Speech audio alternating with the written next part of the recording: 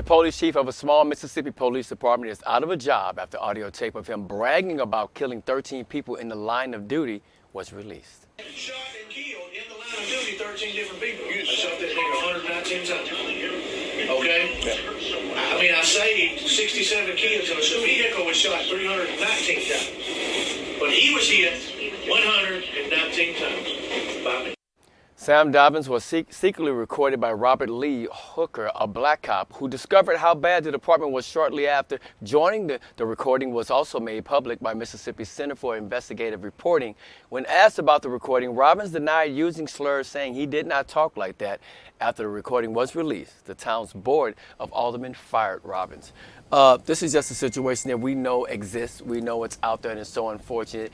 And, you know, this is a good situation where he was able to get him to talk and get it on audio. This just shows proof of what we do in our police department. So when we see people of color getting handled a certain way, getting beaten, maybe even getting murdered, getting shot down, which we have a story coming up later, we're going to talk about that, for no reason, this is why. Because people that are in that power, they're not thinking right. They're not in today's times. They're stuck in a time where they think it's okay to brag and do things this man said. Yeah, this was, you know, so I was curious about the town. So the town is 80% black. So you have a man in a position right now who's talking like that, or not right now because he's no longer there, but right. You have a man who was the chief of police of this town, in a town that's 80% black. He was fired immediately, but the town had to take a vote. So the vote was 3-2, and the black alderman, Charles Simmons, he was a black man. The alderman was a black, and anyway, he voted to keep him. And I am not sure why. So there was 2 votes that voted to keep him. A black man was one of the votes that voted to keep him. So I'm just a little confused after just hearing that, why you would choose to have someone who feels like this. Because this is not only a reflection of the one officer. To me, this is a reflection of the entire culture of that department. Absolutely. Exactly. And so that is what we're facing right now. Yes, Mimi, I think that is an excellent point, that this directly reflects the department, 1000%. You know, and so I saw someone on Twitter said that this is not getting national attention. So happy that we get to share, and not happy in a sense of, you know, but just that we get to share stories like this, because this is a story that's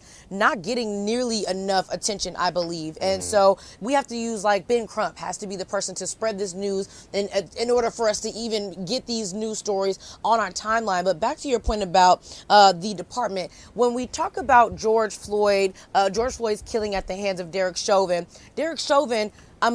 they said that he was a bad apple. And so when you have these bad apples in the department, it's easy to say isolated. Like, we have this one bad apple, he's by himself. But no, that one bad apple is talking to other people. Here he is bragging to other people. So then you have other people in the department. You make them feel, well, if he can get away with it, again, like we were saying earlier, so can I. And so every police department, honestly, Romeo, back to your point, needs to be flushed out of these people. And I don't know if training or asking questions is going to be enough. There needs to be a real way to find out who are the white police officers who feel like this is okay to do this to black people. Yeah. You know, there's a word here that comes to mind, comfortable, because he felt comfortable enough to say this in front of other people, and the black man who recorded it. So this is how he says he doesn't use that language, but clearly you do. This is how you regularly talk. If you felt comfortable to say this in the presence of another black man, to say this in the presence of other people on the force. So this isn't something that just happened. This is a culture, like you said, Demi, that needs to be weeded out. There needs to be ways in which that we can go back and weed out all this, because